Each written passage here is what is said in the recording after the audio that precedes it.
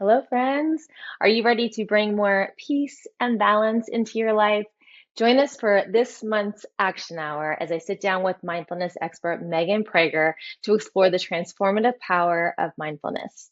Megan will draw on her expertise and wisdom as a certified mindfulness-based stress reduction instructor, a certified mindful self-compassion instructor, and certified compassion cultivation instructor to share how mindfulness can be a transformative tool for reducing stress, enhancing emotional well-being, and living with greater ease.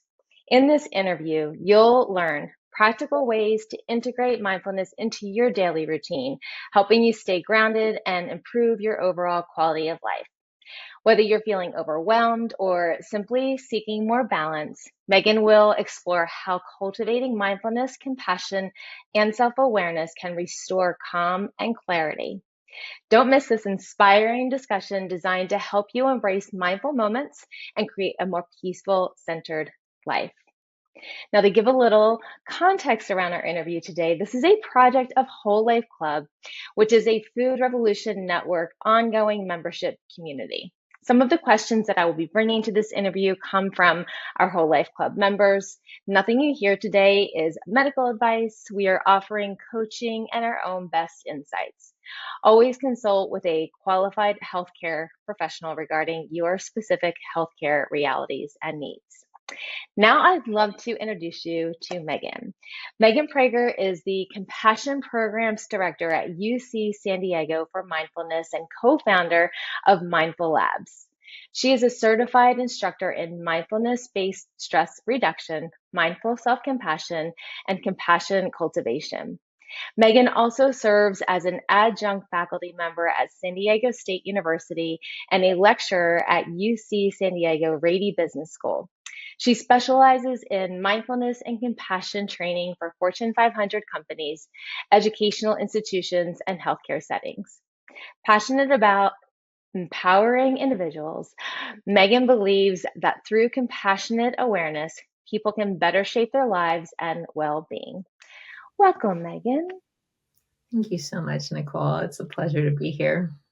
Oh my goodness. It's such a wonderful opportunity to have you here and speak about this topic. And I think something that we could infuse into our lives. So I'm really excited about today's conversation.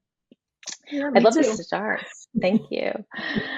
I'd love to start with you and what brought you to mindfulness. And if you could share a little bit about the definition of mindfulness, what it is. Sure. Yeah. Yeah. You know, and you shared a lot of the different teaching I'm doing in mindfulness and compassion programs. And before I was teaching these programs, and I very much still am a student, learning and cultivating mindfulness and compassion in my own life. And before that, I was somebody who was struggling a lot. So in my younger years, I used to struggle quite a bit with anxiety and depression. And I was in and out of a lot of different hospitals and treatment centers. And I don't know if you've had this experience before, but there's nothing worse than feeling bad and then feeling bad about feeling bad, right? Or feeling depressed and feeling guilty for feeling depressed. So I was finding that it was these reactions that I was placing on top of my suffering that was creating more suffering than what was there to begin with. So when I was introduced to mindfulness and compassion as a way of meeting myself with greater awareness and kindness and skill, I was so empowered and encouraged by what I learned. I knew I needed to share it with others. So it's a great gift, personally and professionally for me to share with you. Practices have really made a tremendous impact in my life. And that's true for a lot of people too. And I was sharing, you know this, Nichole, I was sharing a little bit earlier too.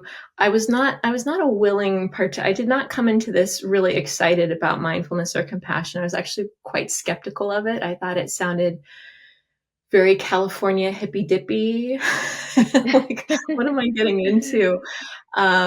Actually, one of the first classes I took, meditation classes I took, I walked out of. I was just so pissed off. I thought, I'm supposed to be feeling peace and my mind is all over the place. Like this is having the opposite effect for me than what I thought it was going to. And sure enough, then learning more about it, sitting with it, working with teachers, I came to understand, oh, that's part of the practice. And that's actually the value in the practice. Part of the value is being able to reorient the mind back to where you'd like it to be or need it to be in the present moment. So it's not only a great gift, but it's also a lot of fun for me, kind of reflecting on my journey. This was not something that came naturally to me. I was pretty skeptical about it. So to get to share it with you and other people, is just like a really sweet feeling for me. I'm really grateful. We appreciate so much you sharing your story and how you got here. And I think that's very relatable for a lot of us. It may be just a foreign territory. We don't really know what we're getting into, and it may be challenging. And part of the process is going through maybe some of those challenging experiences. So thank you for sharing that. That's right. Can you explain? I know you've talked about some of that process. Can you explain what mindfulness is? Yeah. Like, what does that practice look like? Yeah, that's a good question. And I love that you're using the word to practice. It's very much a practice. So mindfulness, just first and foremost to name, mindfulness is not a new thing. It's been around for thousands of years. It has its roots in a lot of different ancient Eastern contemplative traditions. But it really got popularized in Western culture, particularly with a man named Jon Kabat-Zinn, who created the Mindfulness-Based stress reduction program, which is a very well-known and well-researched program in bringing different mindfulness practices to the West and using mindfulness as a vehicle to help us navigate the stressors in our lives. So I'll use the definition that Jon Kabat-Zinn offers, and there's many, they all have a similar flavor. But mindfulness is awareness of the present moment on purpose without judgment. So there's really three components there: awareness of the present moment on purpose and without judgment. So awareness of the present moment, it's crucial, but how often are we there? I notice this all the time. My mind reflecting on, what happened earlier, things from childhood, or maybe I'm rehearsing for the future, right? What if, how is this talk going to go? Or is my child going to get into this school? All these what ifs, which aren't always like, what if everything goes right? Or what ifs tend to be a little bit more fear or negative based. Yeah. We're constantly doing this dance between the past and the future. Rarely are we in the present moment, which ironically is the only one we can be in. So the present moment is the only one that we have to learn, to perceive, to grow. So if we're not in the present moment, it's really hard for any of those things to happen. I'll also say they very much linked, anxiety with constantly being in the future and depression with constantly being in the past. So what a gift to be able to learn how to orient and stay in the present moment, and the mind will go other places, but we can bring it back. Right. So that's the first part of it, this awareness of the present moment. The second part is on purpose, which is really with a sense of intentionality. So we're intentionally paying attention to what's happening, whether it's doing a meditation or driving in our car or washing the dishes. We're being intentional about noticing what it is we're noticing. And then the third piece, and I think this is the piece, Nichole, that's often left out or missed, but this is just as important, if not even more so, which is, what is the quality of our attention? Can we be curious rather than judgmental? Right? So bringing a sense of non-judgmentalness to what's here, because as I mentioned, when, we're feeling bad and then feeling bad about feeling bad, it can kind of create this real cycle that we can get stuck in. So bringing this quality of curiosity, or acceptance, or I've heard kindness, like these are different qualities that we can bring in. There's different kind of what we call attitudinal foundations, these qualities of mindfulness. And I think it's really important when I name sometimes, because I get pushback on this, sometimes when I use the word acceptance, I'm not saying that we always like what's here with mindfulness. That would be amazing. I wish we always like what's here. But it's this idea of dropping the fight of wanting things to be different so that we can see our situation with clarity or see others with clarity. And from that place, we're more likely to skillfully act or respond to ourselves or situations or others. And so it's this non-judgmental awareness of the present moment that's also really key. So one of the, you use the word practice, and I want to emphasize that because mindfulness can be cultivated through practice, this kind of awareness, which is so exciting because that means we're not just born with a certain amount of it and that's it. We can cultivate and develop this through practice. Others can cultivate and develop this through practice. Sometimes I like to keep that in mind when I have people that are challenging me. This is my practice, and also others people that can practice this. And there's really two kinds of practice. There's formal practice and there's informal practice. So the way to cultivate mindfulness formally is through what we call meditation. Meditation is a vehicle to become mindful.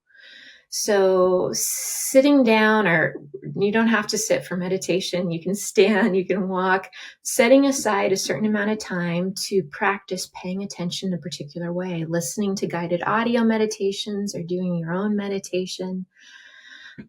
There's different kinds of focused awareness meditations or open awareness meditations, loving kindness and compassion meditations.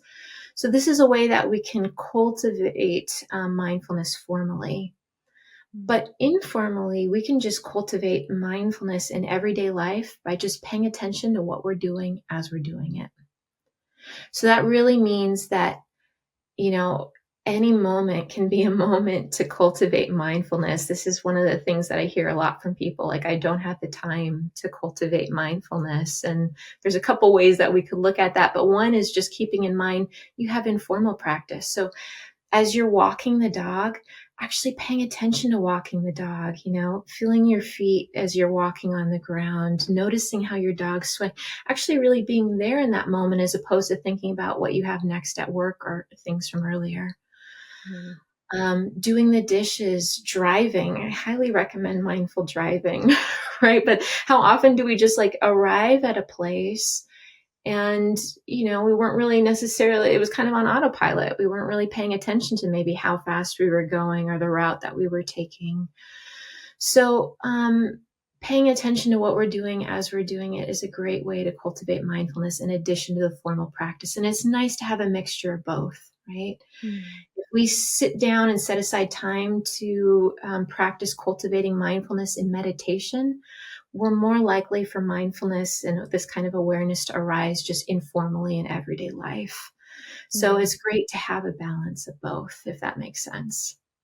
Absolutely. Thank you. And I appreciate you sharing the informal as well as the formal practices. That gives us options and it gives us an opportunity to not have to set aside time because, there is the time barrier for lots of us. So to have that option of just practicing, you gave the example of walking a dog. I can share that there's a vast difference when I walk my dog and I don't have headphones in, listening to a podcast or catching up with my mom on the phone or, using that time. If I'm just present and noticing the trees and feeling the breeze and just listening to the birds, it's such a different experience. When I get back, I'm like, oh, I feel like I've just been to a spa and I'm rejuvenated and ready to start the day. But when you're multitasking, it's, you're listening to something and then someone walks by and you say, hi, I feel like it's so scattered and it kind of feeds into that scattered mind. So I love that example. And I wanted to ask you, you mentioned, the three components and as you said, you mentioned the judgmental part's really hard, right? And you experience it yourself too when you were first starting. And I think, we put such pressure on ourselves. When we think meditation, it could be scary and we don't want to go there because I can't meditate. I can't shut off my mind. I hear that a lot from people, I can't turn off my mind. It's not good for me to meditate. It's that's an, maybe an invitation to go into it. But also, once we get into it, and if we still have those thoughts running in our mind, then there's that judgment component that Yeah. pops up, like Yeah. you mentioned. So then it becomes frustrating. So how would you suggest that somebody gets past that and accepts those thoughts coming? How do you deal with all those thoughts? Yes. Kind of Yeah. practice the presence. Yeah. Thank you. No, I'm so glad, Nichole. This is like maybe the number one question and also barrier, I'd say, for people too in these practices is trying a practice and being like, no, my mind's wandering. My mind's all over the place. And now I'm beating myself up about my mind wandering and being all over the place. Like this is having the opposite effect of why I was trying to sit down to meditate in the first place. And I think first and foremost, just to name like it, if that's your experience, just know that you're not alone. Like it's because you have a human brain, right? You've got this brain that like our heart beats, our mind will always think. So what's really helpful to know is that it's just normal for the mind to wander, and we use that. That's actually a part of the meditation practice. They did some interesting research. Researchers found actually a percentage in amount of time that the mind wanders. They found that about 46.9% of the time our minds are wandering as humans. So that means if you're 40, your mind's been wandering for almost 20 years. About half our lives, our minds are wandering and going to the past and going to the future, or just wherever they may go. And researchers, the way that they found this is researchers sent out text messages to over like 2,200 people asking them 3 questions. What are you doing? Are you aware of what you're doing? Or in other words, are you mindful? And how happy are you? And that's how they found about half the time people are unaware of what they're doing. Their minds are wandering. And they also found that the wandering mind is more an unhappy mind, that the mind would tend to wander into places that cause some pain or frustration or just unhappiness. And I mean, I'll give an example. They found that people who are aware of what they're doing, even if the task is unpleasant, are more likely to be happy than the people who are unaware of what they're doing. So if, like, for me, my unpleasant task is washing the dishes, which is not my thing. Maybe one day, but not my thing. But if I'm washing the dishes, like aware that I'm washing the dishes, like paying attention to how my hand is circulating on the dish, feeling the temperature of the water, smelling the soap. If I'm there in that moment, I'm more likely to be happy than the person who is on vacation at the beach, mind wandering. And that's because one, it's really hard to enjoy the beach if you're not mentally there. If you're back thinking about what you have to do at work, it's hard to enjoy the beach. But also our brains have a bit of a negativity bias. And so we can our minds will tend to kind of focus more on the negative. And by negative, I mean challenging than positive, or more uplifting experiences or emotions. And this is because we have something in our brains called the default mode network, which his job was to scan our environment and look for any potential threats or problems or what ifs. So this part of the brain was really helpful as a human species for us to evolve and survive. When we were hunting and gathering, we were in a lot more life-threatening situations then. So we had to be constantly vigilant, scanning our environment, looking for potential threats or problems or things that might fall on us or things that might eat us. So its intention is really good to scan our environment and look for things that might hurt us. But in today's day and age, when fortunately for many of us, we are in less life-threatening situations than we used to be as hunters and gatherers, we still have this brain that's kind of keeping us in this state of challenge. So what they found is that mindfulness meditation, it helps deactivate the default mode network, which means there's less mind wandering, improved attentional performance, and improved emotion regulation by practicing noticing when our mind's wandering and bringing it back to the present moment. So, I say all this just to one, name and normalize, because sometimes we beat ourselves up about our brain wandering, but know that its intention is actually really good. This sweet little brain was trying to help you survive. It's still trying to help you survive. But there is a meditation teacher named Rick Hansen, who I think speaks beautifully to this. He says, our brains are built for survival, not necessarily happiness. And it's because the brain is built for survival that often it gets in the way of our happiness, our well-being. So we have this wonderful tool, and it's so much more than a tool. It's this way of being, mindfulness, that can help us kind of come back to the present moment, So in meditation, like a good way to think about this is like you're doing a rep at the gym, but for focus and concentration and impulse control. So you're focusing perhaps on your breath, or you're focusing on words, or whatever the meditation may be. And part of the practice is noticing the mind's wandering. And when you can congratulate yourself that you noticed your mind wandering, because that's a moment of mindfulness.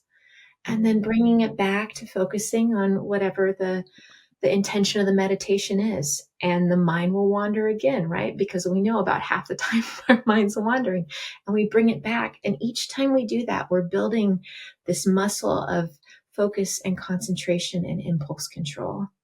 Mm. Now, how kindly we bring it back is also important, right? So if I notice my mind's wandering, I'm like, Megan, your mind's wandering.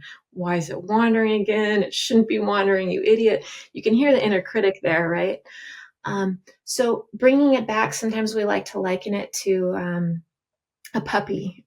Dogs are just in our theme today, I guess, Nichole. We're going to talk walks with dogs. We can think of the mind like a puppy, When you're training a puppy and the puppy wanders, you're not getting mad at the puppy or yelling. The puppy doesn't know any better. You're just bringing it back to where it needs to be.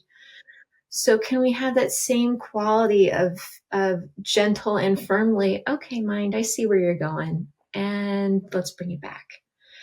And so this is how meditation, not only are we building focus and concentration and impulse control, but also this capacity to be kind and non-judgmental. How kindly we can bring our attention back cultivates that capacity for kindness and compassion too. So such a long explanation to what you asked, Nichole, but it was such an important question. Just wanting to name and normalize the wandering mind. It's very good intention. And then this is how we work with it in meditation.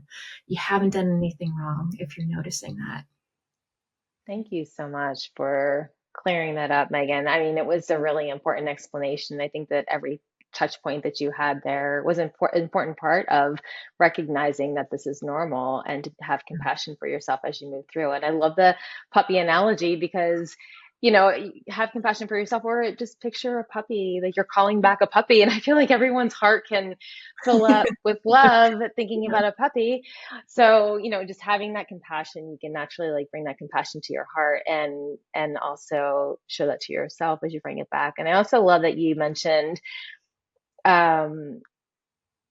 treating the brain kindly and like a friend, like it's helping you, and having compassion for your brain instead of getting frustrated, like, oh God, I'm having these thoughts again, or I'm wandering again and I can't stay on track. And rather than getting frustrated, like thanking the brain and thanking yourself for having that compassion, like you mentioned, celebrating the fact that you were aware of that thought, and just having compassion for that whole experience.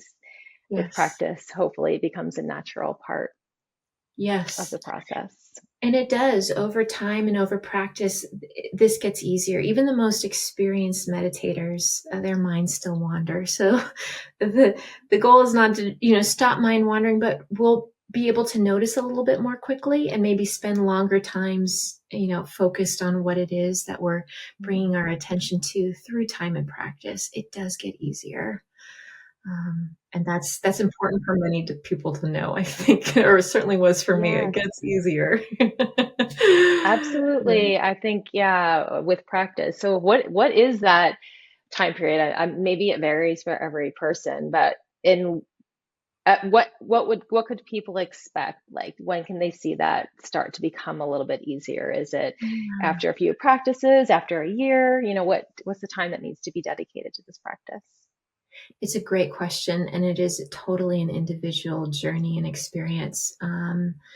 What's people will often ask, well, how much time should I spend, meditating to cultivate mindfulness? And really the answer is unique to the individual. And also for you, what's going to keep you most consistent in your practice? The longer periods of practice, it's like we're spending more time, working that muscle. So longer periods of practice, we highly recommend.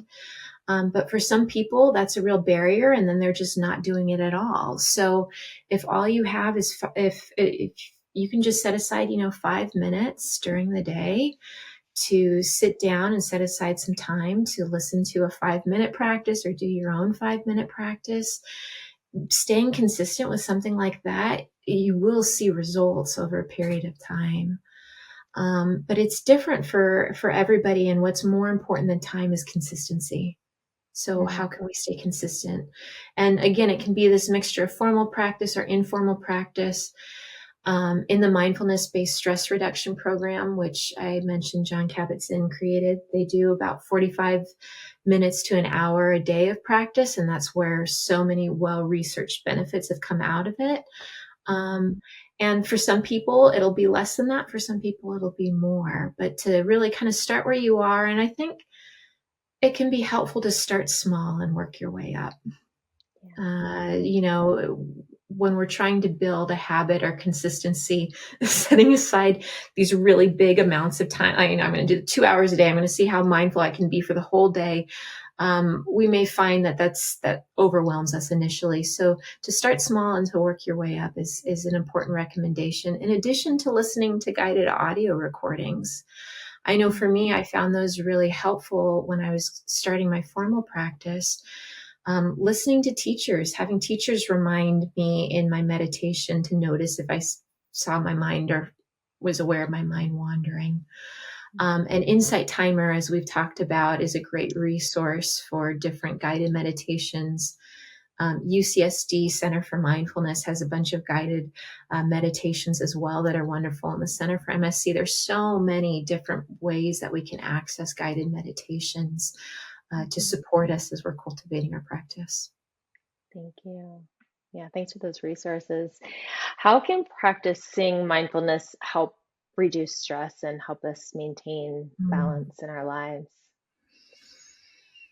It's a great question. And, I touched on this a little bit, but I think to emphasize, there's two pieces really that are coming up here for me. Mindfulness, it's a balanced awareness.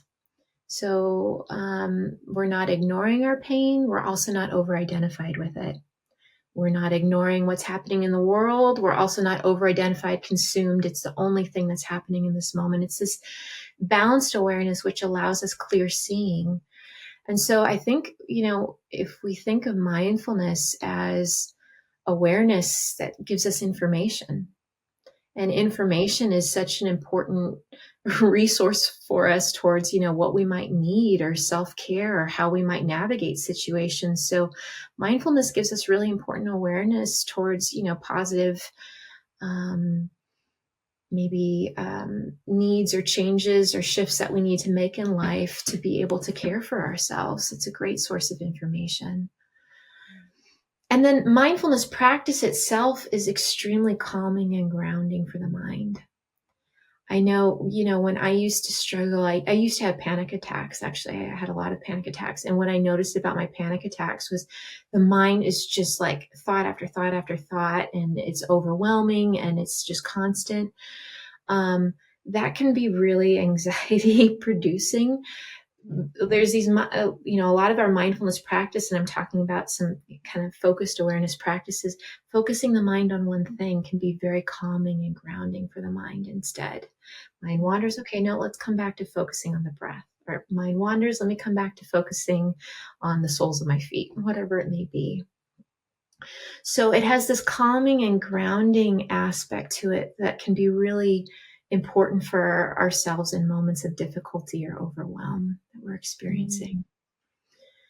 Thank you. And they found mindfulness, it reduces the effects of stress, anxiety, OCD, depression, psoriasis. It increases empathy and spirituality and well-being. Practice, it helps activate the left side of our brain, which is responsible for positive emotion states like hope and buoyancy and optimism.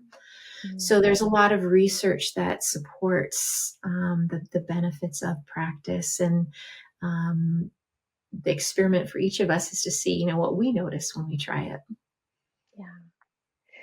Yeah. And related to that, with emotions, with respect to emotions, and like sometimes we can be in reactive mode and our emotions can be overwhelming. Some situations can be challenging. Would you say that the same applies to the emotional component and the challenging situations as to what you just explained to stress, or is there anything else you'd like to add around helping to deal with some of those emotions? Yeah. It's absolutely what I said. Maybe I'll also name, there was a study done by David Cresswell and colleagues, let's say in 2007. I'm not sure, Nichole, I think it was 2007. Around there. Where they found that when participants labeled how it was that they felt in the moment, that it actually decreased activity in the amygdala, which is the part of the brain that registers danger and sends cortisol kind of flooding through the body. Which means when people were able to name or label how it was they were feeling in that moment, they were less likely to get triggered into a stress reaction, which is really interesting. So it's this idea of being able to name how it is we're feeling, which is a mindfulness practice, noting, naming, validating what's here in a kind, understanding way, gives us some emotional freedom from difficult emotions. Because if we can label how it is we're feeling, that means we're not lost in it. Right. And they actually saw in the research that people were less likely to get triggered into stress reactivity by just kindly labeling, like, oh, I'm feeling grief in this moment. Or, this is fear that's here. And it's not like, Megan, this is fear that's here, you idiot. It's this kind, non-judgmental, understanding way of being able to name and validate our feelings. So just so much research that supports mindfulness practices and being able to support us in these difficult moments, which we all have and we all experience at various times. Yeah. Thank you. You mentioned going back to the self-compassion and not being judgmental as you're naming it. Can you explain the concept of self-compassion and how it plays a role in mindful living? I know you just gave that great example as well. Yeah. Mindfulness and compassion, I've heard them referred to as like best friends. I mean, they go so hand in hand. Mindfulness, the question of mindfulness might be like, what am I noticing right now? And the question of self-compassion would be, what do I need right now? Mindfulness is kind of this spacious awareness of what's here, and compassion is responding to what's here with kindness and care. So they really go well together, and they need each other really. It's hard, self-compassion, responding to ourselves kindly.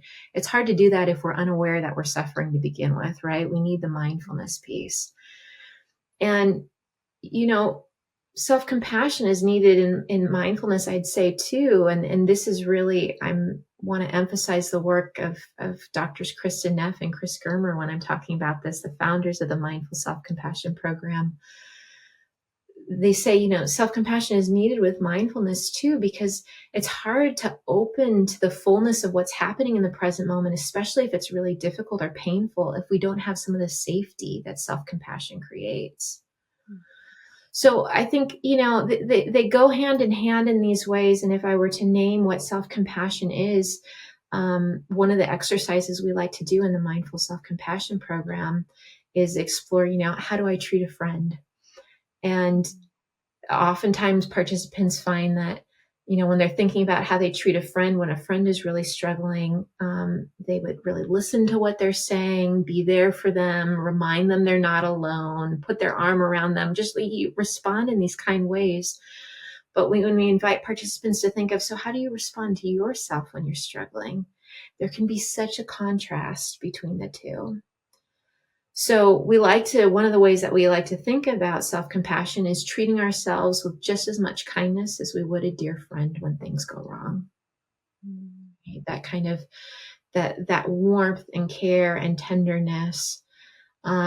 So that's one kind of very quick and easy way to access self-compassion in our moments of difficulty, is to think, well, gosh, if I had a dear friend who was struggling in the same way that I am, what would I tell or do for that dear friend? And can I begin to turn those words or behaviors or actions towards myself? Kristen Neff, who's really kind of been the pioneer in self-compassion research, she came up with 3 components. We talked about the 3 components kind of mindfulness, but the 3 components of self-compassion are really the 3 opposites of what many of us typically do. Typically, when we experience like a setback or failure, we may find that we're beating ourselves up. We are ruminating, we're rehashing or repeating the story or situation over and over in our mind. And the third thing that we can do is we can isolate. Think like, what's wrong with me? Everybody else has got this figured out. Just a sense of I'm alone. And so the 3 components of self-compassion are the opposites of these: mindfulness, an opposite of rumination; self-kindness, an opposite of self-judgment; and common humanity, an opposite of isolation.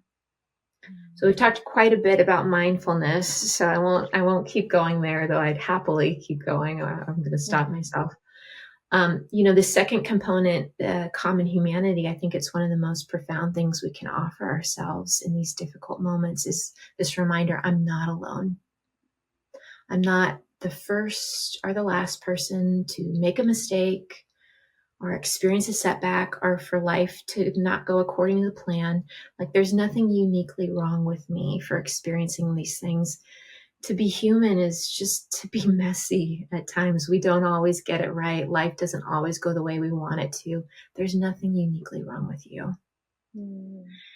And so that bringing in that sense of perspective, in addition to the self-kindness, which is actively soothing and comforting ourselves in so many different kinds of ways. We can do that in meditation. We can do this in journaling. We can do this in informal practices. In the Mindful Self-Compassion program, there's like 27 different practices we're using to cultivate different ways of being kind to yourself, because different things work for different people. So, just like mindfulness can be cultivated formally and informally, the same is true for self-compassion. It can be cultivated formally and informally.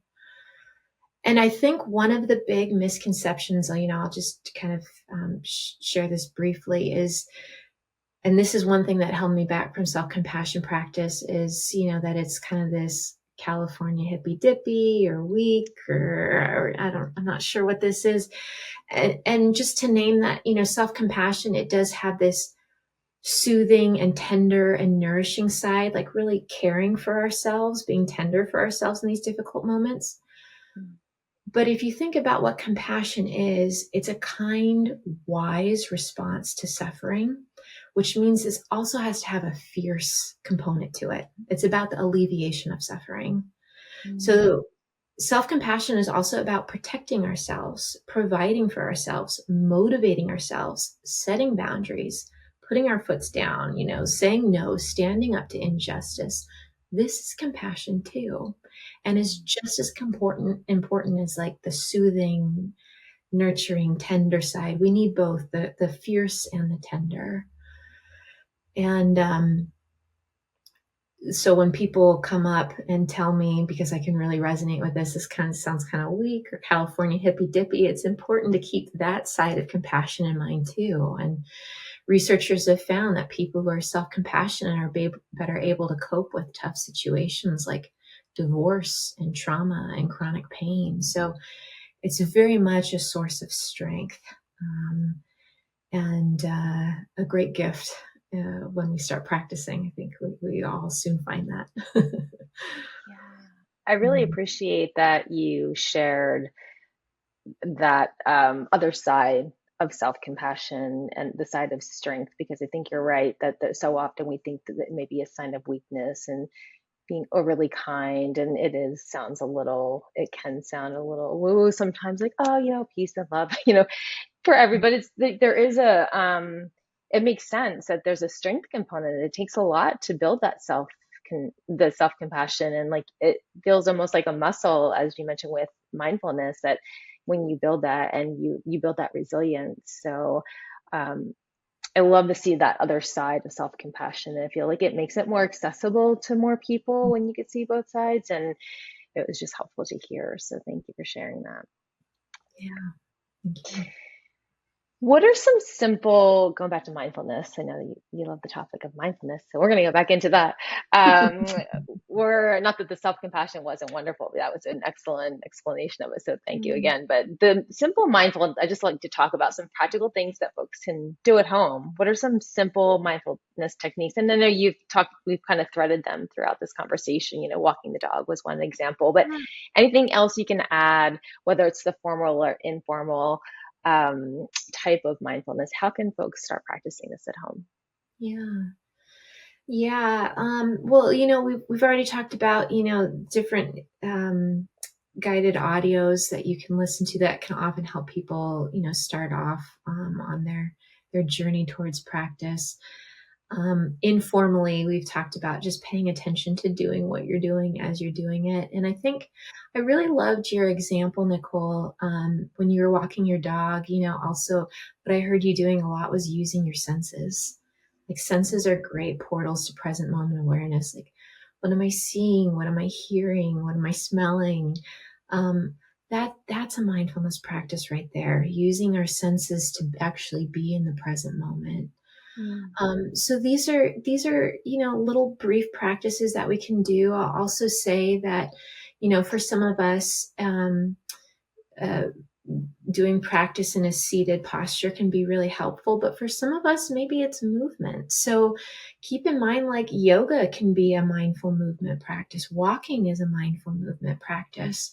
Some people, I think, get put off with this idea, I need to just sit still for 20 or 40 or 60 minutes or, 5-day retreat. And you can certainly do that. But also there's these other ways of being in the world, using our senses, moving, bringing attention to what we're doing as we're doing it. These are all ways to cultivate mindfulness. But I do really want to emphasize that a lot of people will start just thinking like, well, there's no way I can meditate for 20 minutes. And what I would invite you to do is, before you just discount it completely, to sit down and actually try. To notice what's coming up for you, to notice the mind's wandering and bringing it back. Because formal practice can be so helpful for us in cultivating awareness so that we're more aware informally in everyday life. So really want to invite, the mixture of both. Thank you. And you mentioned 20 minutes, and I think is that what has been studied and researched mostly? Like, is that most effective? Or what if it was like a 2-minute or 5-minute mindfulness practice? That was like a formal practice. Can it be shorter? It can be shorter if it's going to help you stay more consistent. Absolutely. And shorter, may really work for those of us who have tried it before and are feeling maybe skeptical about it. Like I mentioned, starting small, it's a really great way to start and experiment. We can stretch ourselves a little bit, but also stay with what's going to feel most nourishing. On some days I can do my 20-minute practice. On some days I can do a longer. Some days, you know what, I'm lucky if I get 2 minutes in. So, Totally. to have also the flexibility and patience and again, self-compassion for what's needed today also. Right. Like each day it's a different day. Don't put the pressure on yourself that you have to do this every single day for 20 minutes, because I imagine if there is that standard, or you do have that and there are days you can't do it, it could result in, well, I'm not going to do it. I can't fit it in. So just like assessing each day and doing what you can makes complete sense. Absolutely. I wanted to share something quickly around the engaging the senses and something I learned through, because you mentioned engaging the senses when we're out. I first learned this when I had a dark chocolate company for 10 years. And I love chocolate. Like, I still love it even after tasting chocolate all day long for 10 years. I'm like, still bring on the chocolate.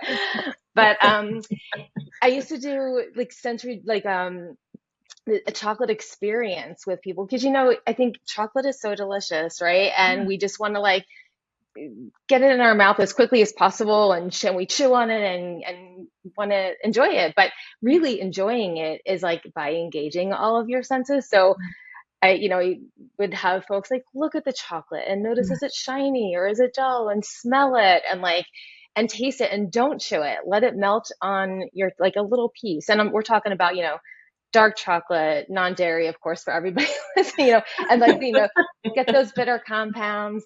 But, a good quality dark chocolate, fair trade, all of those things. But, just really that whole sensory experience. And I think it's just a fun way to practice engaging all the senses. And it's the amount of enjoyment you get from like slowly noticing all of its qualities and letting it melt on your mouth. You just taste all these flavors, and it's such a fun way to practice Yes. that, engaging all of your senses. I'm so, well, one, I want chocolate now, Nichole. But sorry, I wish I could hand you some. No, I could share. Yeah, Yes. I'm so glad you named that though, because I think this is a really important name to bring into this space too, is savoring. Savoring is a mindfulness practice. What you just described there, this is a mindfulness practice. Savoring is mindfulness of the positive, right? Mm-hmm. It's noticing the good, which there's plenty to with dark chocolate, lingering in it, like allowing yourself to enjoy it, and then, letting go of that experience and being open to the next thing that arises in your field of awareness. Mm-hmm. That is a really wonderful way to incorporate mindfulness. And, we've been talking a bit about how mindfulness can help us navigate the challenging or the difficult, but mindfulness can also help us optimize these really pleasant and positive experiences too. And savoring is such a great way. I talked about that our brains have this negativity bias where we're more likely to pay attention to the negative or difficult than the positive. Savoring is a really great way of being able to kind of balance the negativity biases by also intentionally paying attention to the good in just the way you named. Mm-hmm. And it's not to discount or invalidate the difficult or the challenging, but to recognize, oh yeah, this too is true. I can have this really challenging thing happening in my life right now. And oh yeah, I have this really delicious piece of chocolate right in front of me right now Right. too. Both can be true, and this is how Mm-hmm. we can live our lives so much more fully, is when we allow both there. So thank you so much for bringing that in, and what a wonderful company it sounds like. It was fun. It was fun. I'm very grateful. It was a gift. It really was, in that sense that it taught me that and many Yeah, other things. But yeah, thank you. And thanks for sharing that you can have both too, because I think it's important to recognize, when one thing feels like it's going wrong, those other things that can be really great experiences feel like they're not there anymore. So both can be true. I love that you said that, yeah, give yourself permission to engage in the goodness too.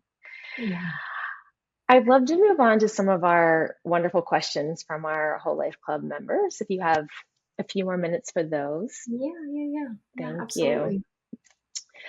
So Beverly says, I know the importance of practicing mindfulness and have learned several techniques. Mindfulness is the one part of wellness that I am not doing because I really don't like practicing. How can I get myself to stick to it? I do have the time. Yeah, yeah. Thank you so much, Beverly, for sharing this question. And you probably heard, and then in this discussion right now, a sense of you're not alone with that. Hopefully, some of these ideas that we've been talking about, like that it's normal for the mind to wander, are things that can be helpful for you in your journey towards being consistent in practice. Some of the things that we've found that can be really helpful also in practice is as you're getting going, is to actually make it a part of your schedule, like to actually calendar some time, like, hey, you know what, I'm going to start with a 5-minute meditation and I'm going to put that in on, Fridays. That's going to be my day. I'm going to do this. To build this habit, sometimes it's really helpful to schedule things in. Also to look at the time of day that we're doing it. I know for me, if I'm leaving my practice till any time after 4 p.m., there's a realistic possibility it's not going to happen. Like doing it in the morning before the chaos of the day has been really helpful for me in my meditation practice. For some students that I've worked with, they're not morning people. And so doing it later in the day works for them. So to really, I think, be intentional about scheduling a time that works best for you, starting in small doses.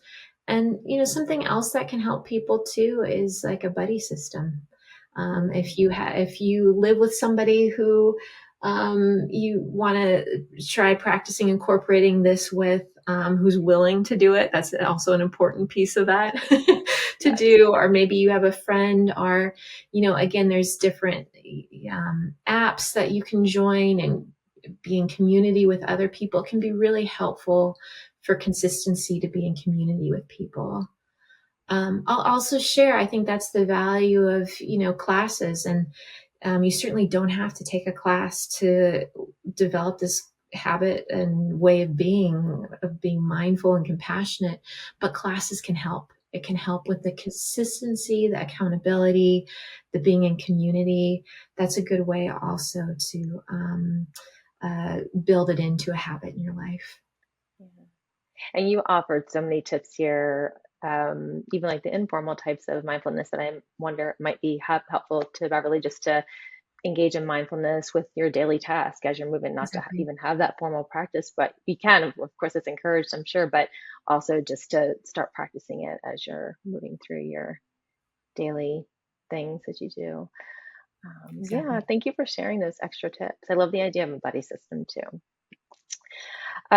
Judy says, how do I stop constantly worrying about what the future may bring and instead try to enjoy the present? Yeah. Yeah. Thank you, Judy, for the question. And I know, I mean, I can certainly relate with that. There's many people that can relate with that. And this is where the mind goes.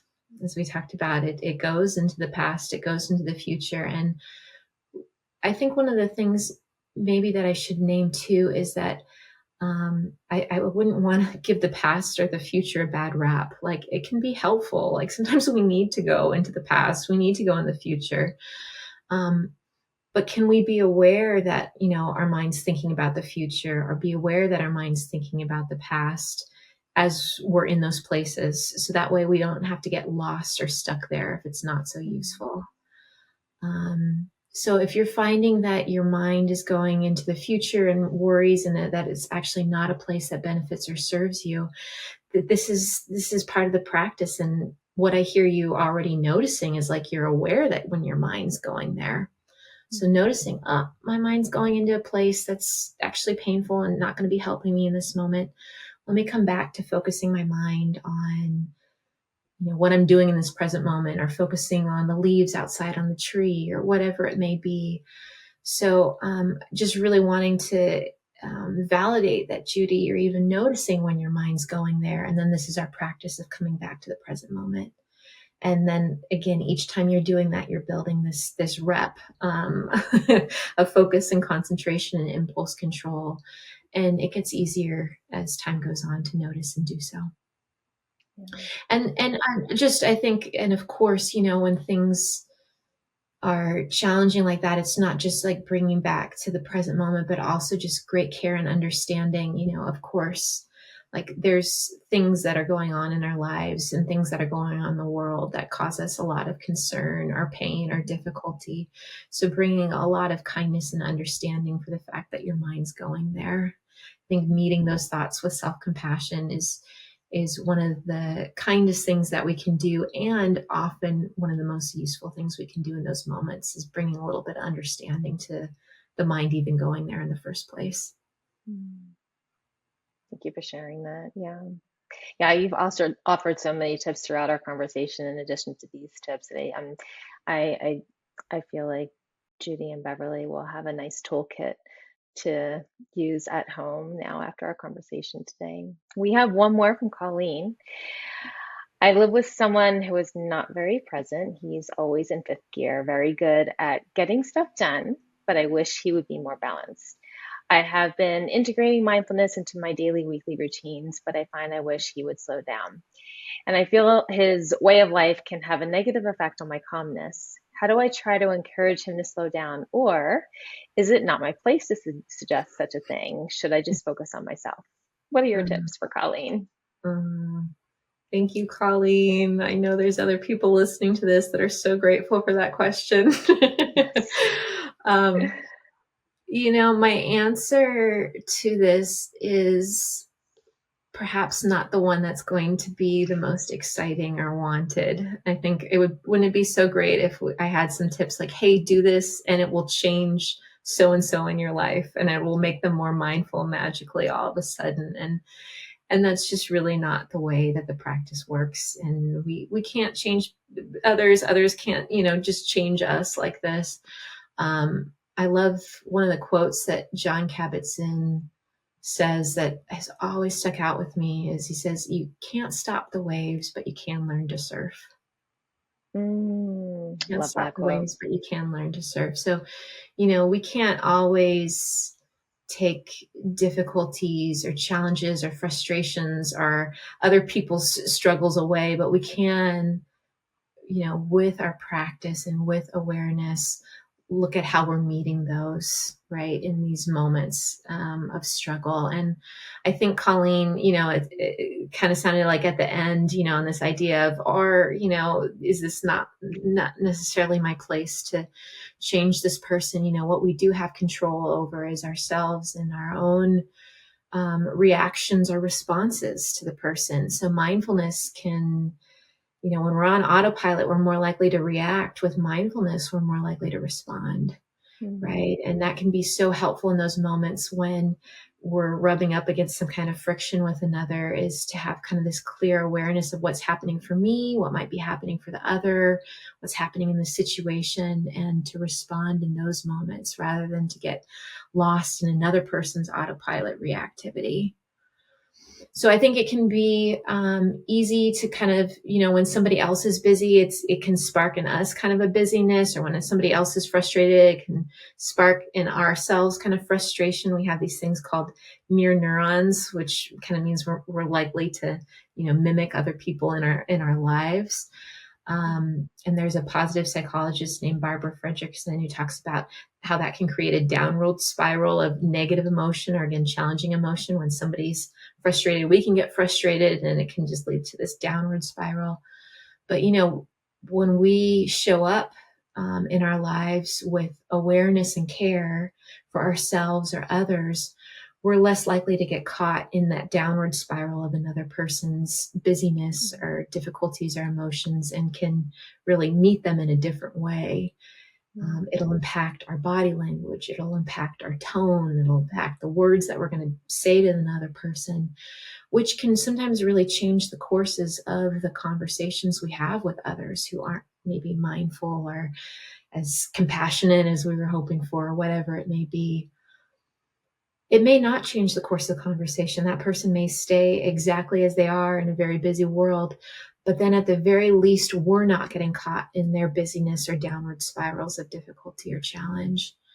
So, it's how, we're tending to ourselves and showing up in relationship. And often I find, and this is what I hear from students over and over in my class who show up or who attend, will share, I'm here because I saw so and so, or my spouse took this class and, I see differences in them, or I heard from this person. Our way of being in the world will impact and inspire other people towards their practice. It's, I think, one of the best things that we can offer is just our own embodied presence. We get the benefit, and it may inspire others in our lives too. Right. Oh my gosh, that was such a great answer to that question. I was thinking about it too. I'm like, how would you handle that? And I think so much of what you said, it sounded helpful. I hope Colleen felt it was helpful, but it also goes back to, I think, the beginning of our conversation where you were talking about resilience and how just keep on practicing, and that can help with some of the emotional challenges we may experience, or reactivity to others, and not kind of getting caught in that cyclone of emotions, but just to keep practicing, and that'll just help to build your own resilience. And I also love that you mentioned leading by example. It's something that we often recommend here because there's a similar situation to the mindfulness practice that Colleen mentioned, and wanting to change others and helping them eat better. If, we have a lot of folks who want to go out plant-based, or starting to go out plant-based, or, come into the community because they want a support system. Maybe their family's not on board yet, or their friends, and we love our friends and family, and we want them to eat well and be healthy and vibrant, and we want to share all these things. But not everybody's ready for it. So we use that example of leading by example, and you doing your thing to make sure you're in a good place and take care of yourself. And then oftentimes, naturally, people will start asking, what are you eating? Yeah. Oh, what is that? It tastes delicious. What's the recipe? And then, once people get curious, they may come on board and say, and maybe this is the same that you mentioned with Colleen. It's, we can possibly do our thing and influence people just by doing our thing and taking care of ourselves in the way that we need to. That's exactly right. Gosh, Megan, you have shared so much in this hour. I truly appreciate your time, you sharing your own experience, and your the wisdom that you've learned through your journey and through others, and just bringing it here with us today has been such a gift. So thank you so very much. It's such a gift, Nichole. Thank you for having me. This is, like, if you can't tell, one of my favorite topics to talk about. So thank you. Thank you so much. And thank you to those who wrote in and who are viewing this now. It's really a gift to share. Thank you, Megan. When it comes to cancer, Alzheimer's, diabetes, heart disease, and other chronic illness, what really matters isn't how many books you read, how many webinars you attend, or how much you know. What really matters at the end of the day is what you eat and how you live. The science has given us what we need to know. Now it's time for action. It's time to implement and optimize your healthy lifestyle. It's time to get results. It's time to say goodbye to confusion and hello to clarity. It's time to say goodbye to bad habits and hello to good ones. It's time to fall in love with foods that love you back. It's time to join a community that will support you in achieving your goals. It's time for Whole Life Club.